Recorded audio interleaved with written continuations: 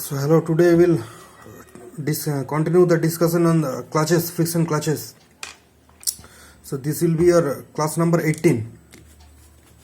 This will be your 18th class. Okay. So in the previous class we have already discussed about the frictional torque in single disc friction clutches and the working principle of the single disc clutches. Now we'll today in this class we will discuss about the multiple disc clutch. Okay. So this is nothing, the working principle is same as the single disc clutch, but only that here there are a number of see over here. So this is a diagram of a multiple disc friction clutch. So as you can see that there are a number of friction surfaces, okay, as compared to the single surface in the single disc clutch. Okay, see, so for this multiple disc clutch, these are extensively used in automobiles, okay, and machine tools. Okay, so this multiple disc clutch, so when it is used when a very large torque need to be transmitted, when a large torque need to be transmitted.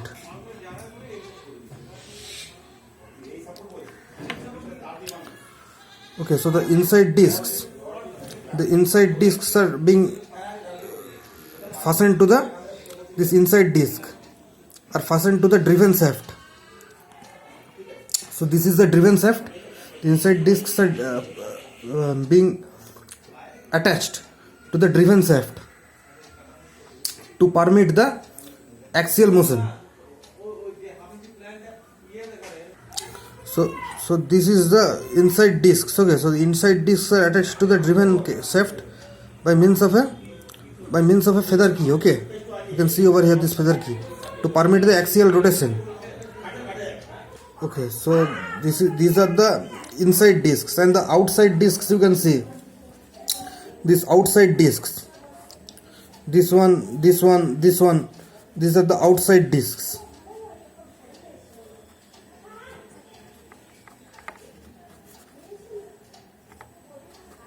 So these outside discs are held by bolts.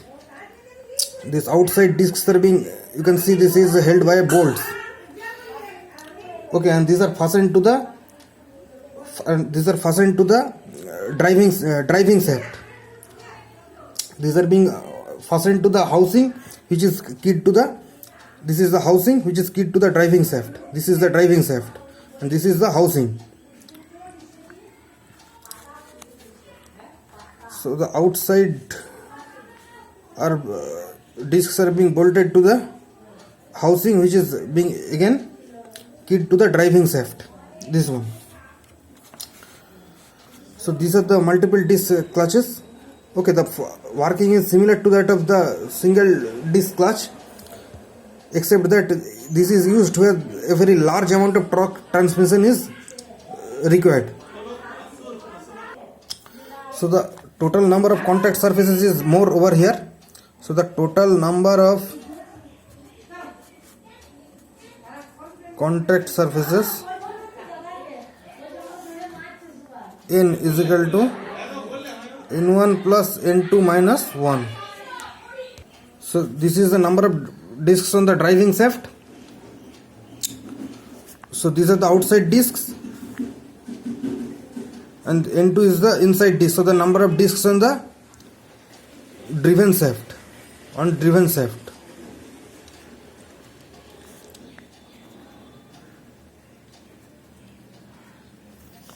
Okay, so this is the number of contact surfaces and the expression for the total frictional torque. You remember it is very important. It is N into mu into W into R. So this is the value of N, and this is the coefficient of friction, and this is the frictional force, and R is the mean radius of the friction surfaces.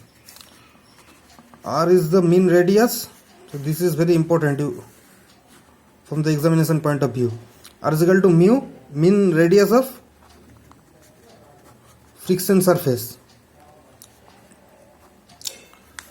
So you remember the value of R. R is equal to 2 by 3 into R1Q minus R2Q by R1 square minus R2 square. So when you simplify this, so this is R1Q minus R2Q. So what is R1 and R2? The outside and the inside radiuses. R1 and R external radii and R2 is the internal radii. See over here, this is the external radii. From here, from this point to this point, from this point to this point, this is the external radii R1, and this is the internal radii from here to this here.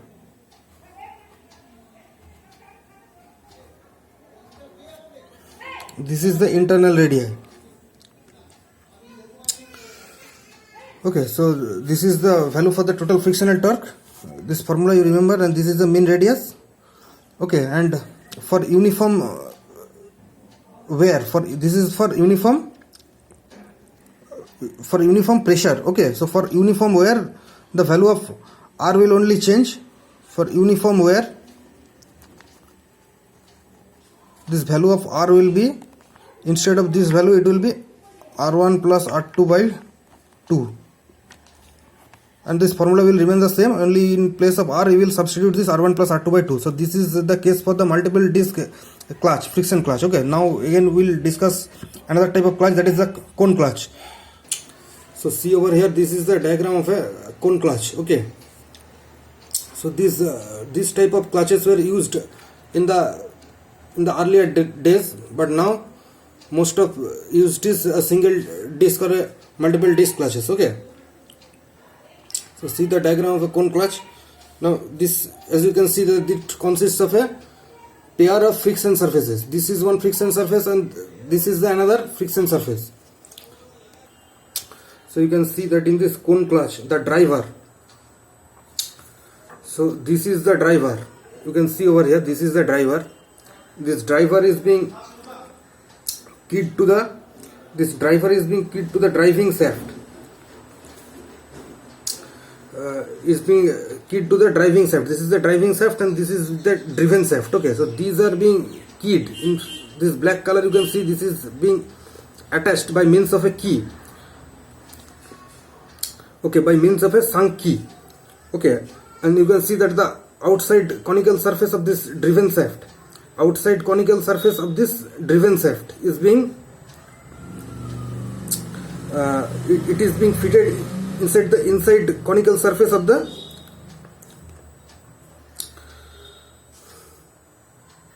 driving shaft. Okay, so the outside conical surface of the driven shaft is being attached to the inside conical surface of the driving shaft. So due to the frictional resistance which is being set up at this contact surface, the torque is being transmitted from the driving to the driven shaft. Okay, and another, you can see that this there is a spring present around this driven shaft. Okay, there is a spring placed inside the driven shaft.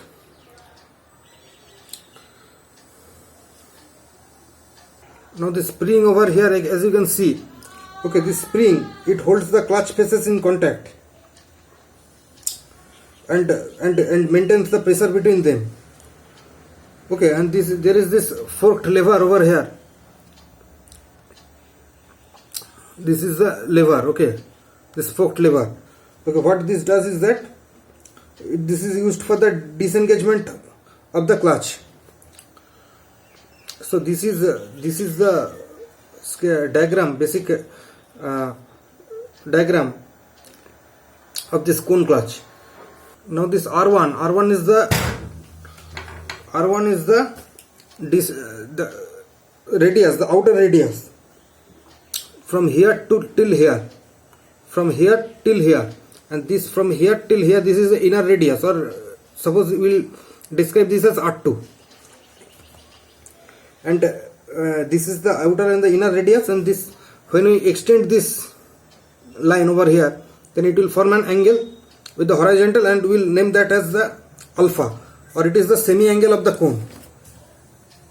Also it is known as the face angle of the cone.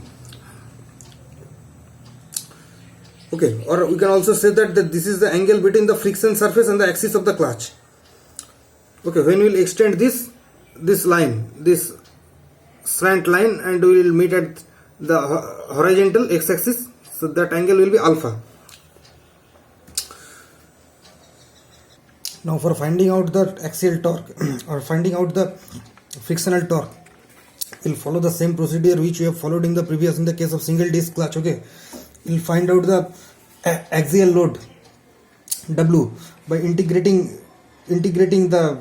its value over the radius from R1 to R2, from inner radius to outer radius, and then we will find the frictional force and then the frictional torque.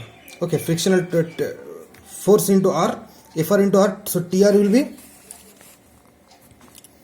Fr into R. You already know how to find out this frictional force. It will be mu into W, the axial load, and axial load you will find out by taking a small component and then integrating its value over R1 to R2, as we have followed in the previous cases. Now I am not integrating it, but I am simply writing the expression for the frictional torque. Okay, you remember this. This is important from the exam point of view. Okay, so the value of this frictional torque considering uniform pressure. So we will consider for uniform pressure, I am only writing the expression. Okay, there is not much time for showing the whole integration. You can do it yourself in your home, or also you can follow any textbook. So it will be 2 by 3 into mu into W cosec alpha into mean radius, which will be R1Q minus R2Q by R1 square minus R2 square. The symbols all have usual meanings. So here only new component is this alpha, which is, I have already said, that semi angle of the cone. Semi angle of cone. So this is the value you remember for uniform pressure. Okay, and for uniform wear,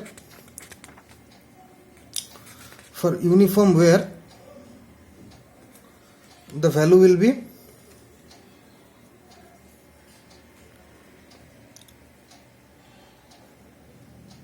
the total frictional torque.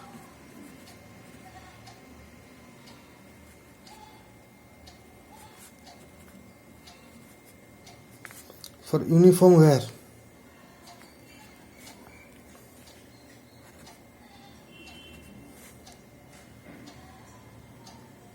mu into W cosec alpha into R1 plus R2 by 2.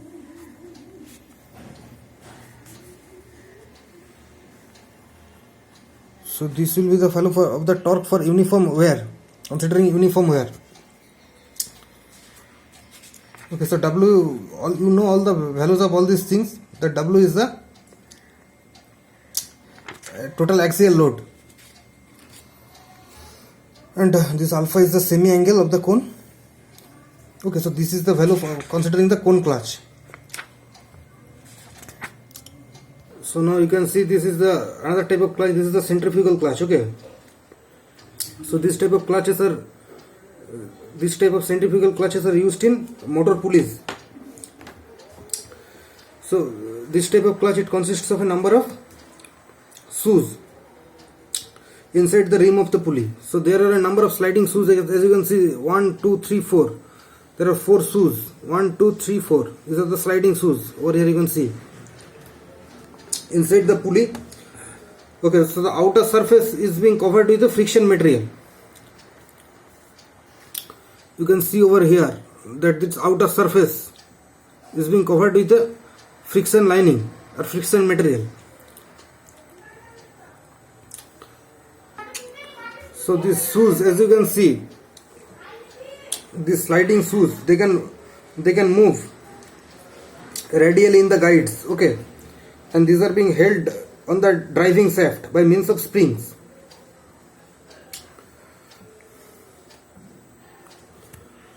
So you can see this is the driving shaft. So these shoes are being held in the driving shaft by means of the springs. You can see the springs over here. So this shoe, as you can see, this shoe, when it revolves, when it rotates, there is an outward centrifugal force which acts in the outward direction. Okay, this centrifugal force, okay, this centrifugal force which acts outwards, it depends on the angular speed, or omega, at which this shoe rotates. Now the thing is that, okay, when this driving shaft you can see over here, when it is stationary, so this centrifugal force which acts will be 0, and this shoe will be remain in the same position by means of the spring. Okay, but when this when this driving shaft will start rotating, and this shoes will also start rotating in this direction. Okay, so the value of this centrifugal force will increase. Okay, and when the centrifugal force will be equal to this spring force, centrifugal force will act outwards, spring force will act in this direction. So when these two will remain same, when centrifugal force is equal to the spring force, so this shoe will be just floating at its own position.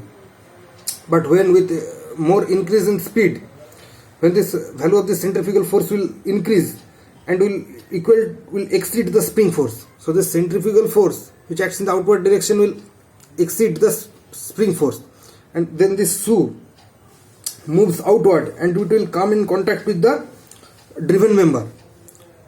Then it will come in contact with the driven member. You can see this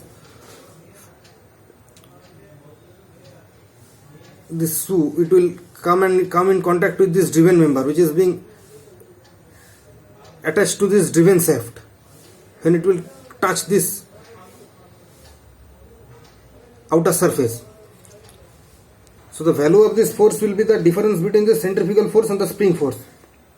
So with the increase in speed, the shoe will press harder against the outer surface, okay, and more amount of torque will be transmitted. Okay, and torque will be transmitted to the driven shaft. Okay, so this is the basic working of the centrifugal clutch. Then I will only write the expression for the torque, only for the frictional torque. Okay, so see over here.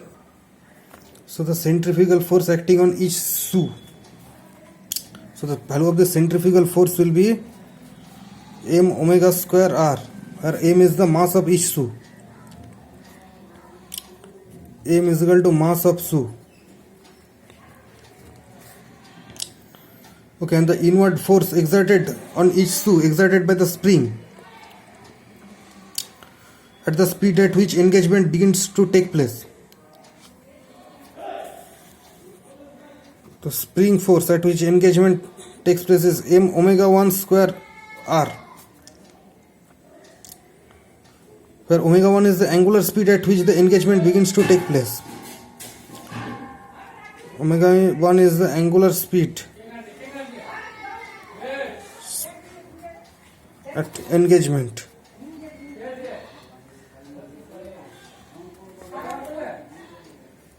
And omega is the angular speed of the pulley.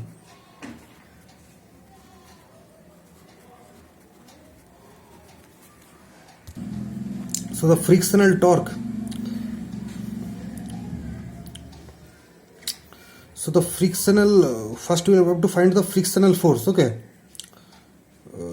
So the net outward force, which will be the difference between the centrifugal and the spring force. So the outward force means the centrifugal force will be greater than the spring force. So PC minus PS. So centrifugal force will act in the outward direction.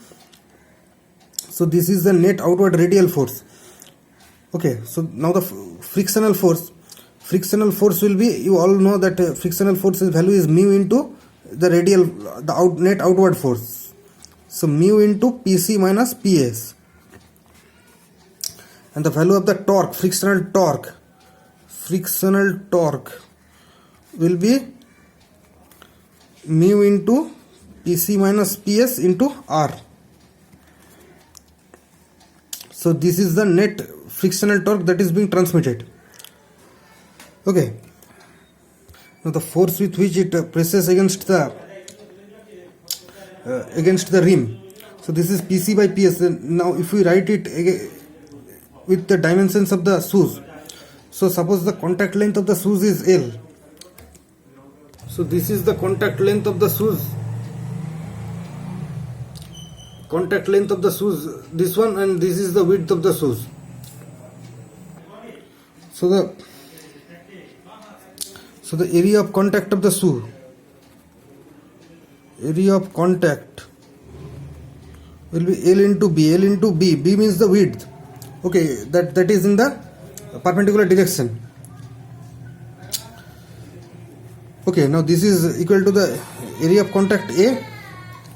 Now the force with which the shoe presses against the rim,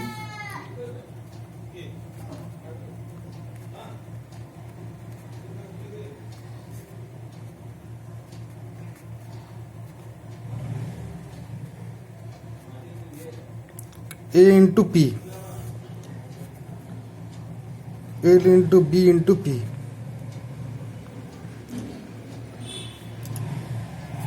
So this Pc minus Ps we will write as L into B into P, where L is the length of the shoe, B is the width of the shoe. Okay, length, B is equal to width. Okay, and P is the intensity of pressure exerted by the shoe. P is the intensity of pressure. Okay, so this is the expression for the friction torque in the case of the centrifugal clutch. You can substitute this in terms of L, B and P. Okay, so this is all about clutches. We have completed the section on clutches. Okay, in the next class we will discuss about the chain and belt drives, about transmission, about torque transmission in chain and belt drives. Okay, and that will be the end of your 5th module. Okay, so I complete the discussion on clutches over here. So thank you.